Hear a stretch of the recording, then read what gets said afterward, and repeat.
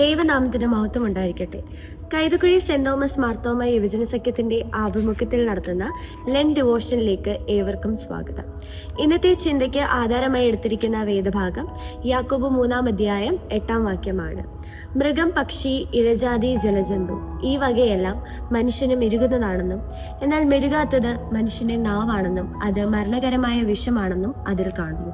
Pop Leo 14 മാർപ്പാപ്പ തന്റെ ഈ വർഷത്തെ ആദ്യ നോമ്പ് പ്രസംഗത്തിൽ വിശ്വാസികളോട് ഇങ്ങനെ ആഹ്വാനം ചെയ്യുന്നു: നമ്മിൽ ഏറ്റവും ചെറിയവനോട് ശ്രദ്ധാലു ആകുവാനും അങ്ങനെ മറ്റുള്ളവരെ വേദനിപ്പിക്കുകയും മുറിപ്പെടുത്തുകയും ചെയ്യുന്ന വാക്കുകളിൽ നിന്നും സംസാരത്തിൽ നിന്നും നമ്മെ തന്നെ അകറ്റി നിർത്തുവാനും ഈ നോമ്പ് സഹായകരം ആകണം എന്ന് അദ്ദേഹം ഉപദേശിച്ചു. പലപ്പോഴും നമ്മുടെ വാക്കുകൾ, നമ്മുടെ സംസാര രീതികൾ, നമ്മുടെ പെരുമാറ്റങ്ങൾ വേദഭാഗത്തിൽ പറഞ്ഞിരിക്കുന്നത് പോലെ വിഷം നിറഞ്ഞതാണ്. അത് പലപ്പോഴും പലരെയും മുറിപ്പെടുത്തുന്നതും വേദനപ്പെടുത്തുന്നതും സങ്കടപ്പെടുത്തുന്നതും ആണെന്ന് നാം അറിയുന്നില്ല.